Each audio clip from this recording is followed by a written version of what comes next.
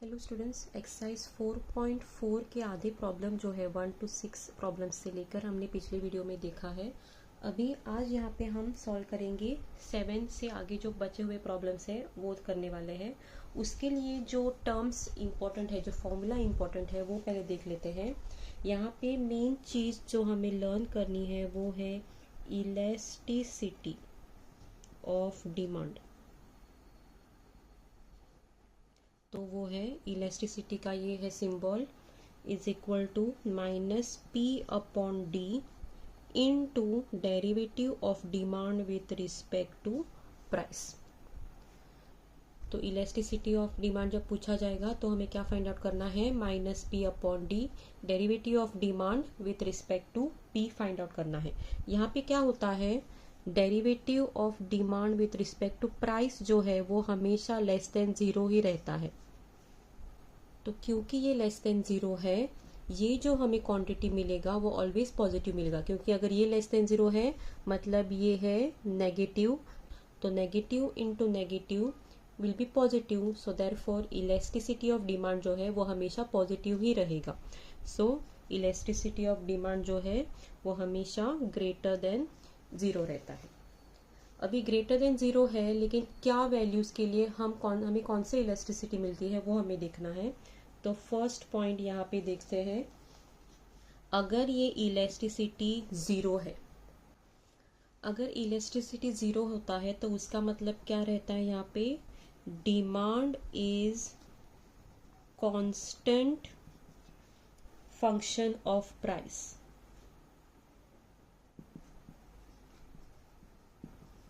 मतलब प्राइस चाहे जितना भी इंक्रीज हो डिक्रीज हो, उसका डिमांड के ऊपर कोई भी फर्क नहीं पड़ता है। डिमांड जो है वो कांस्टेंट रहेगा, चाहे प्राइस इंक्रीज हो या डिक्रीज हो। अभी यहाँ पे जब इलास्टिसिटी इक्वल टू जीरो रहता है, demand is constant function of price, लेकिन हम क्या कहते हैं, demand is perfectly inelastic. Demand is perfectly inelastic, ये जो है ये ध्यान में रखना है। तो जब इलास्टिसिटी जीरो है तब demand is perfectly inelastic. Second point देखते हैं, अगर इलास्टिसिटी जीरो और वन के बीच में है, तो अगर हम ये फाइंड आउट करते हैं और अगर ये जीरो और वन के बीच में आता है तब हम कहते हैं डिमांड इज रिलेटिवली इनइलास्टिक। ये पॉइंट आपको ध्यान में रखना है जो मैं अंडरलाइन कर रही हूँ। अगर इलास्टिसिटी जीरो और वन के बीच है तो demand is relatively inelastic. Third one, अगर इलास्टिसिटी वन है कहेंगे demand is said to be unitary elastic. Demand is unitary elastic. और फोर्थ वन, अगर इलास्टिसिटी ग्रेटर देन वन है तो demand is relatively elastic.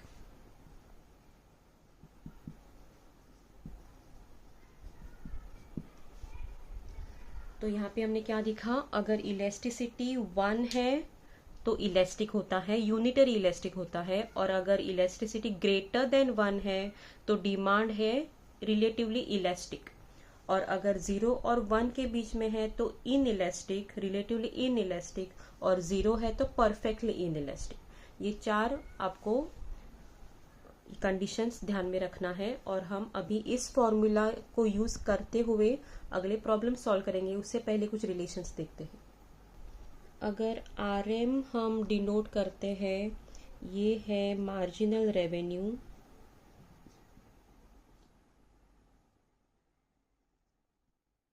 Marginal का मतलब जब वर्ड आता है तब हम क्या करते हैं, डेरिवेटिव लेते हैं, लेकिन यहाँ पे नोटेशन दिया है और अलग फॉर्मूला हम यूज करेंगे, हम डेरिवेटिव नहीं निकालने वाले हैं इस चीज में, ये दिया जाएगा हम वो सॉल्व करेंगे। तो RM है मार्जिनल रेवेन्यू, RA है एवरेज रेवेन्यू, और ये है इलास्टिसिटी ऑफ डिमांड, तो अभी इन तीनों का रिलेशन क्या है, इन तीनों का रिलेशन हम लिखते हैं marginal revenue is equal to average revenue into 1 minus 1 upon elasticity of demand. ये रिलेशन ध्यान में रखना है, marginal revenue is equal to average revenue into 1 minus 1 upon elasticity of demand. Next हम देखते हैं अगर किसी भी पर्सन का इनकम एक्स है तो हम लेंगे ईसी जो कि है कंजम्पशन एक्सपेंडिचर।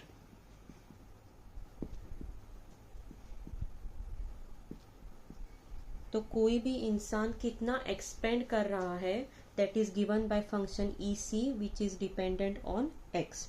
तो यहाँ से हमें मिलता है marginal propensity to consume.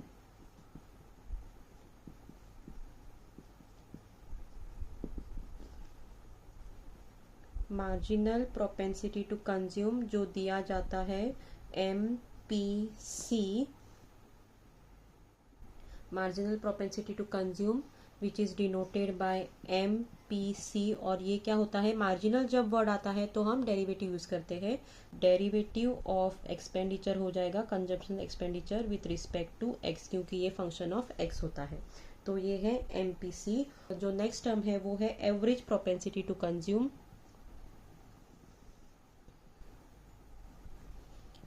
Average propensity to consume जो कि दिया जाएगा APC। एवरेज का मतलब क्या होता है, जो कोई भी फंक्शन दिया जाता है वो हम उसको डिवाइड करते हैं x से। तो ये ध्यान में रखना है, ये किसी भी इंसान का इनकम अगर है तो कंजम्पशन एक्सपेंडिचर दिया जाता है EC, फंक्शन ऑफ x होता है। मार्जिनल प्रोपेंसिटी टू कंज्यूम मतलब उसका डेरिवेटिव निकालना है, और एवरेज प्रोपेंसिटी टू कंज्यूम मतलब उसका जो भी कोई फंक्शन है उसको डिवाइड बाय x करना है। इसी तरीके से हमारे पास है सेविंग। S अगर सेविंग है तो मार्जिनल प्रोपेंसिटी टू सेव आएगा derivative of S with respect to x, और एवरेज प्रोपेंसिटी टू सेव आएगा S अपॉन x। और इन चीज़ों का रिलेशन क्या होता है, MPC plus MPX, marginal propensity to consume plus marginal propensity to save is equal to 1 होता है, और average propensity to consume plus average propensity to save is equal to 1 होता है। ये बहुत ही इम्पोर्टेंट टॉपिक है, इसमें से क्वेश्चंस आते ही है इस रिलेशन में से और इसमें से, तो ये करना बहुत ज़रूरी है। अभी ये सारी चीज़ें यूज़ करके जो हमने पहले भी देखा है, इलास्टिसिटी क्या होता है, perfectly elastic, non in elastic, तो वो यूज़ करेंगे। और हम स्टार्ट करते हैं प्रॉब्लम 7 से। तो एक्सरसाइज 4.4 का 7th प्रॉब्लम है। फर्स्ट दिया है find a marginal revenue.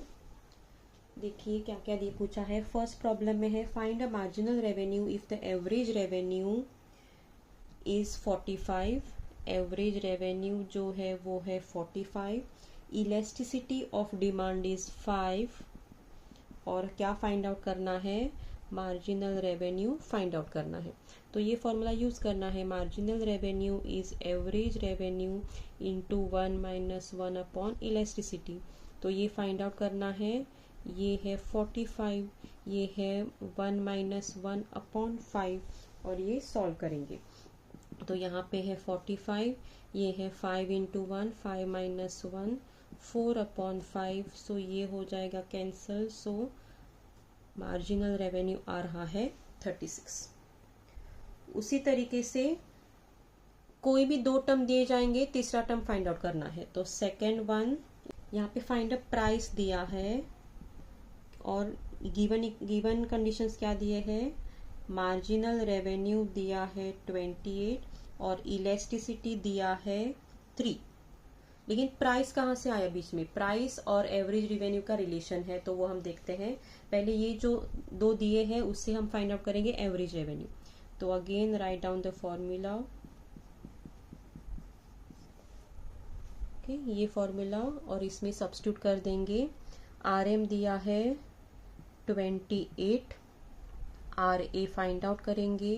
1 minus 1 upon elasticity है 3, तो ये हो जाएगा यहाँ पे 28 आर ए, ये क्रॉस मल्टीप्लाई करेंगे 3 माइनस 1 2 अपॉन 3, तो आर ए चाहिए, आर ए हमें चाहिए तो 3 यहाँ पे शिफ्ट होगा 28 इंटू 3 अपॉन 2, तो ये आर ए जो है वो आ रहा है 42।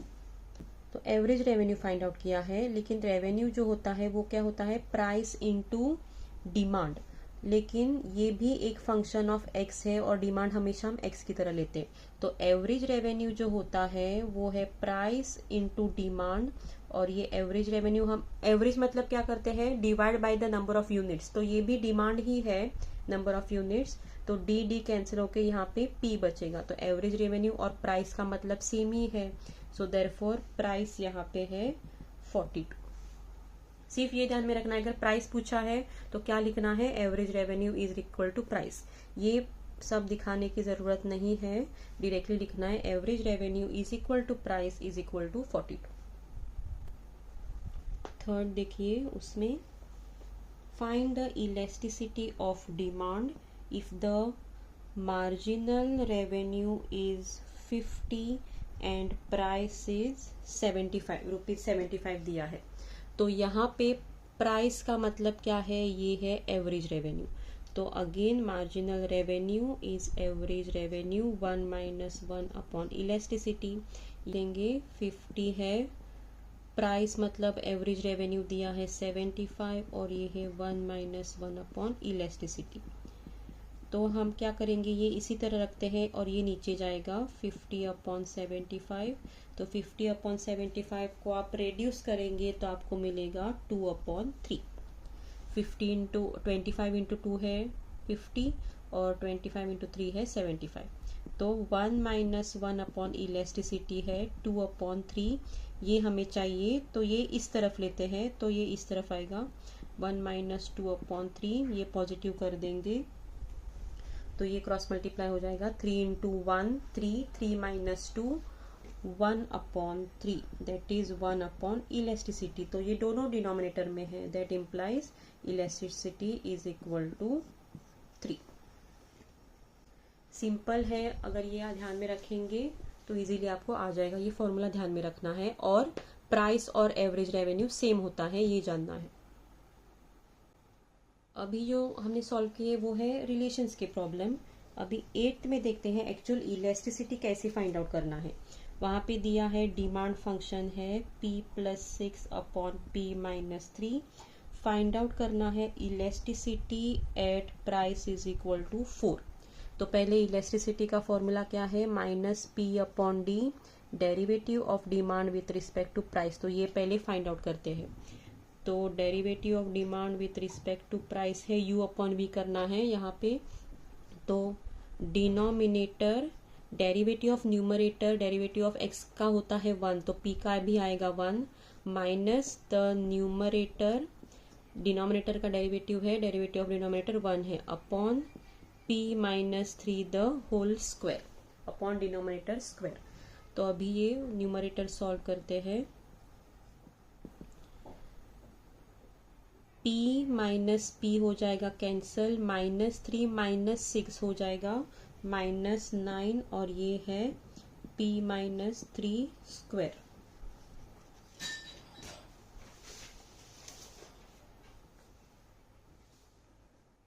तो अभी फाइंड आउट करना है इलास्टिसिटी, तो देयरफॉर इलास्टिसिटी यहाँ पे है minus p upon D, demand जो है वो ये दिया है वो यहाँ पे लिखना है, वो है p plus 6 upon p minus 3, ये है डिमांड, और ये डेरिवेटिव जो है minus 9 upon p minus 3 the whole square. तो ये p माइनस 3 और यहाँ का एक कैंसिल हो जाएगा, तो यहाँ पे रहता है 9p अपॉन p प्लस 6। तो ये इलास्टिसिटी फाइंड आउट करना है at p is equal to 4। तो यहाँ पे 9 p की जगह पे आएगा 4, और यहाँ पे 6 प्लस 4 है यहाँ पे लिखेंगे 4 इंटू 9 36 और 6 प्लस 4 है 10, तो 36/10 हो जाएगा 3.6। अगर इस तरीके से नहीं लिखना है तो हम क्या लिख सकते हैं, for P is equal to 4 elasticity is equal to, ये सॉल्व करेंगे। 9th देखिए, find the price for the demand function. Price find out करना है। डिमांड फंक्शन दिया है 2p plus 3 upon 3p minus 1 और इलास्टिसिटी है 11/14। तो इलास्टिसिटी फॉर्मूला के लिए पहले तो हम इसका डेरिवेटिव निकाल लेते हैं with respect to price. Denominator minus derivative of numerator, यहाँ पे 2p है इसलिए न्यूमरेटर का डेरिवेटिव है 2 माइनस न्यूमरेटर और डेरिवेटिव ऑफ डिनोमिनेटर यहाँ पे है 3 अपॉन डिनोमिनेटर स्क्वायर। तो ये है 2 into 3 6p minus 2 into 3 6p minus plus minus 3 into 3 9/3p minus 1 square. तो ये कैंसिल हो जाएगा और यहाँ पे रहता है -9 minus 2 minus 11/3p minus 1 the whole square. अभी ये जो है वो हम इलास्टिसिटी के फॉर्मूला में डाल देंगे सब चीज़ें। तो पहले तो इलास्टिसिटी का formula -p/d derivative of demand with respect to price. So elasticity है 11/14 माइनस प्राइस फाइंड आउट करना है। डिमांड है यहाँ पे 2p प्लस 3/3p माइनस 1 और डेरिवेटिव ऑफ ये आएगा यहाँ पे -11/3p minus 1 the whole square. तो ये और ये कैंसिल होने वाला है।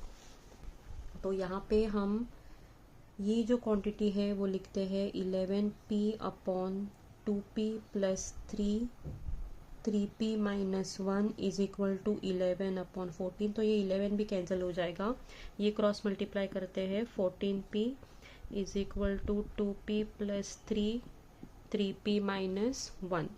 तो 14p 2 into 3 6p square minus 2p plus 9p और ये है -3। तो यहाँ पे हो जाएगा 14p इज 6p स्क्वायर, ये है 7p माइनस 3। तो ये क्वाड्रेटिक इक्वेशन बनाते हैं यहाँ पे 6p स्क्वायर 14p यहाँ पे जाएगा तो प्लस 7 माइनस 14 हो जाएगा -7p minus 3 is equal to 0। तो यहाँ पे आ रहा है 3 इंटू 6 18 और यहाँ पे -18 और यहाँ पे -7 चाहिए। तो -9 और 2p फैक्टर्स है। -9p plus 2p minus 3 quadratic equation solve करना है स्प्लिटिंग द मिडल टर्म। ये 3p बाहर रखते हैं, यहाँ पे 2p बचेगा, यहाँ पे 3 रहेगा और यहाँ पे 2p minus 3 is equal to 0। तो यहाँ पे आ रहा है 2p माइनस 3 दोनों कॉमन है और ब्रैकेट में रहेगा 3p plus 1 is equal to 0। तो either this is equal to 0 और दिस इज इक्वल टू 0। तो यहाँ पे मिल जाएगा p इज इक्वल टू 3/2 और यहाँ से मिलता है p इज इक्वल टू -1/3। लेकिन प्राइस तो नेगेटिव नहीं हो सकता, तो ये डिस्कार्ड करना है और हमारा यहाँ पे जो प्राइस है यहाँ पे लिखना है price can not be negative, therefore price है 3/2।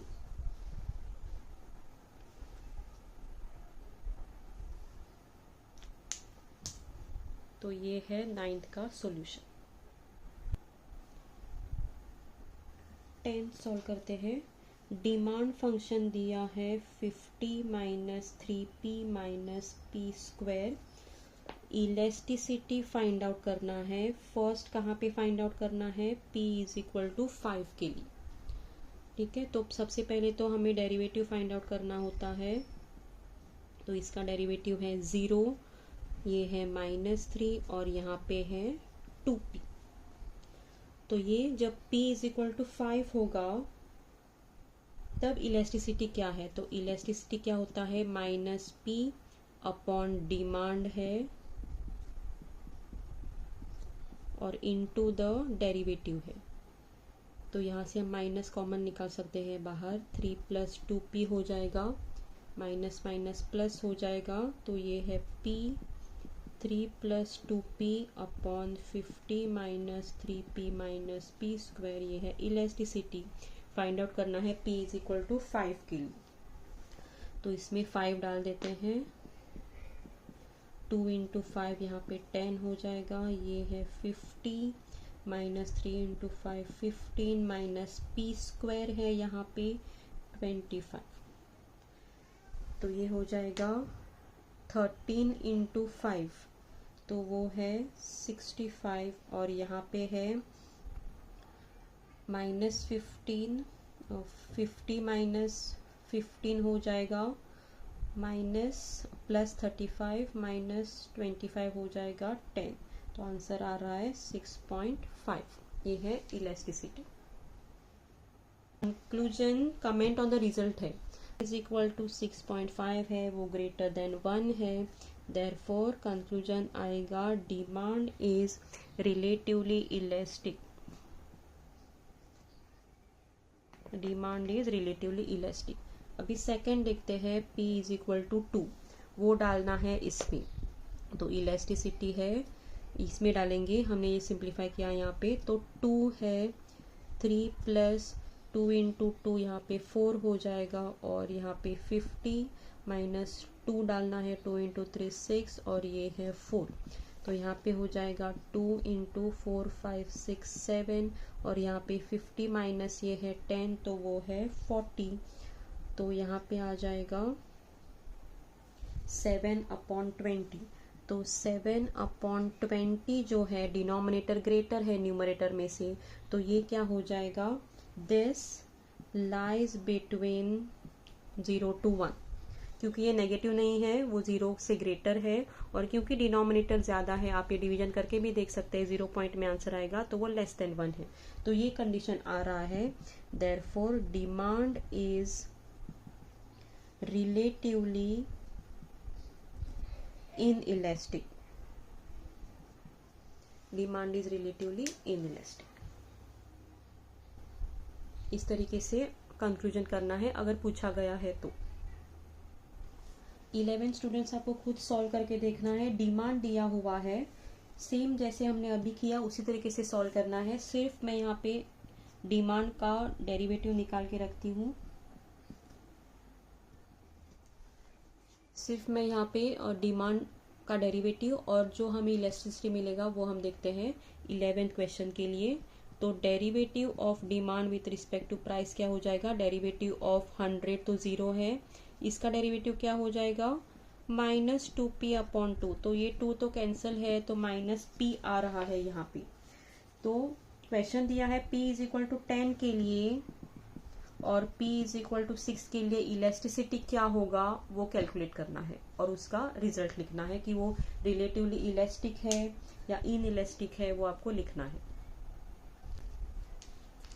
अभी पहले सॉल्व करते हैं 13th वन और बाद में 12th क्वेश्चन कर देते हैं।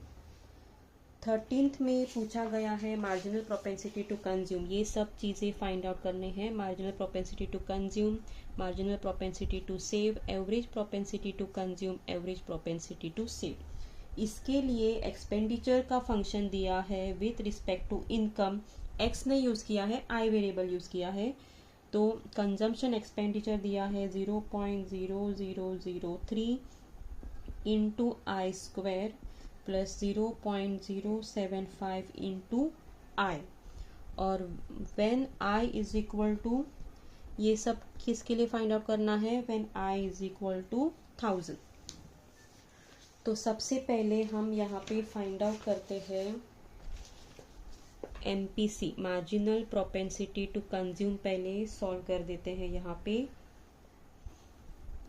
तो ये है derivative of EC with respect to I आएगा, विथ रिस्पेक्ट टू x लिखा था क्योंकि यहाँ पे I है, I करेंगे, तो I² का डेरिवेटिव है 2I, तो 2 इंटू ये इंटू I, और दिस इंटू x अगर लेते हैं 5x का डेरिवेटिव होता है 5, तो इसका डेरिवेटिव हो जाएगा 0.075। ये अभी सॉल्व करेंगे यहाँ पे आगे। 2 इंटू ये क्या होगा 0.0006i प्लस 0.075। लेकिन ये फाइंड आउट करना है for i is equal to 1000, तो i 1000 डाल देंगे यहाँ पे, प्लस ये है 0.075। तो यहाँ पे इसका आंसर आ रहा है 1000, तो शिफ्ट करेंगे डेसिमल प्लेस, यहाँ पे 0.6 आएगा प्लस 0.075 आ रहा है 0, ये ऐड करेंगे 0.675। सिर्फ एक्सपेंडिचर दिया है, सेविंग का फंक्शन नहीं दिया है, लेकिन हम ये मार्जिनल प्रोपेंसिटी टू सेव हम कैसे निकाल सकते हैं इस कंडीशन से। Marginal propensity to consume plus MPS is equal to 1 होता है। तो ये MPC दिया है 0.675, MPS फाइंड आउट करना है, ये 1 है, तो MPS क्या हो जाएगा 1 माइनस 0.675। तो यहाँ पे 1 माइनस 0.675 हो जाएगा 0.325। इसी तरीके से एक्सपेंडिचर दिया है, इसलिए average propensity to consume solve करेंगे। पहले वो कैसे करना है, अपॉन x करते हैं, क्योंकि यहाँ पे i दिया है, अपॉन i करेंगे। तो ये जो इक्वेशन है यहाँ पे वो डिवीजन बाय i करेंगे। तो यहाँ पे 0.003 इंटू आई, और यहाँ पर भी डिवाइड बाय i करेंगे 0.075। तो ये है एवरेज प्रोपेंसिटी टू कंज्यूम, और यहाँ पे i डाल देंगे, कैलकुलेट करना है 1000 के लिए। तो इंटू 1000 अगर हम करेंगे तो शिफ्ट हो जाएगा 0.3 प्लस 0.075, और ये आएगा 0.375। APC दिया है, APS निकालेंगे, कैसे निकालेंगे, APC plus APS is equal to 1। APC है 0.375, APS फाइंड आउट करना है, तो APS हो जाएगा 1 माइनस 0.375, और 1 माइनस 0.375 है 0.625। तो ये हो गए सारे टर्म्स हमने सॉल्व कर दिए हैं। ये ज़्यादातर एक्टिविटी में आता है क्वेश्चन, तो ध्यान से करना है। अगर कोई और नंबर दिया है, सॉल्व एग्जाम्पल में भी ये दिया हुआ है, वो भी आप सॉल्व कीजिए। हम सॉल्व करते हैं 12th question. A manufacturing company produces X items. तो X आइटम प्रोड्यूस कर रही है, मतलब यहाँ पे डिमांड जो है वो दिया है X at the total cost of 40 plus 2x। तो कॉस्ट दिया है 40 plus 2x। their price is given as 120 minus x. Find a value of x for which revenue is increasing. revenue is increasing दिया है। पहला problem step wise चलते हैं, जो कुछ भी पूछा है। x आइटम्स आर प्रोड्यूस, मतलब ये डिमांड है, डिमांड को d नहीं लिया है, x लिया है। टोटल कॉस्ट है 40 प्लस 2x, प्राइस है 120 माइनस x। तो फर्स्ट है revenue is increasing.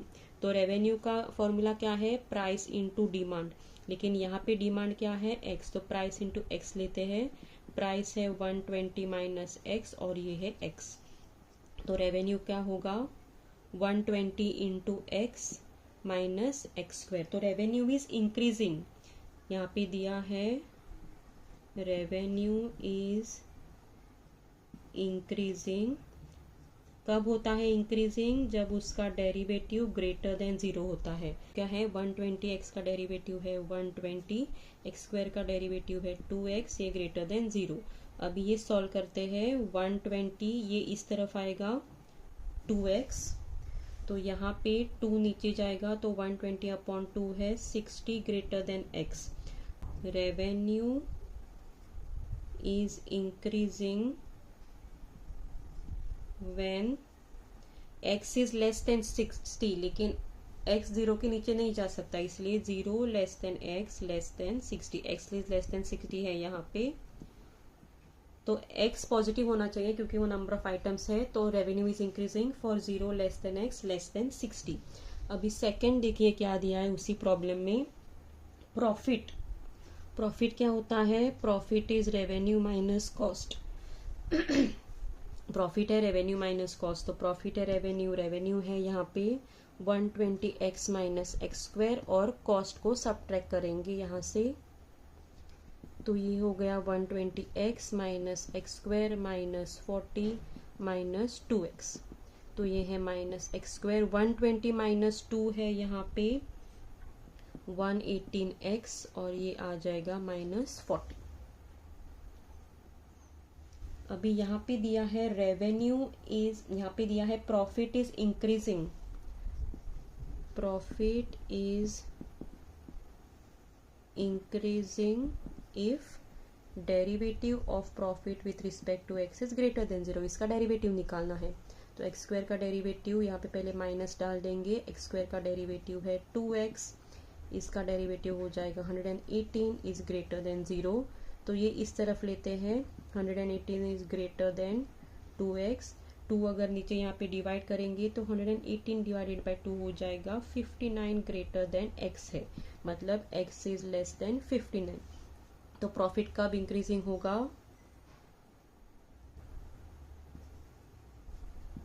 Profit is increasing for, again 0 है हमारा लिमिट क्योंकि x नेगेटिव नहीं हो सकता, 0 less than x less than 59 पे प्रॉफिट इंक्रीज होगा। अभी यहाँ पे थर्ड क्वेश्चन में इलास्टिसिटी फाइंड आउट करना है, तो पहले इलास्टिसिटी का फॉर्मूला लिख देते हैं और यहाँ पे P को हम उसी वैसे ही रखेंगे और डिमांड क्या है हमारे पास, अभी यहाँ पे x है, तो ये है प्राइस और डिमांड का रिलेशन, तो यहाँ से x बनेगा, ये अगर उस तरफ लेंगे तो 120 माइनस पी रहेगा, तो यहाँ पे डिमांड हम लेंगे 120 माइनस पी और डेरिवेटिव ऑफ डिमांड, तो इसका derivative of demand with respect to price हो जाएगा -1 और ये क्या होगा p अपॉन 120 माइनस पी हो जाएगा।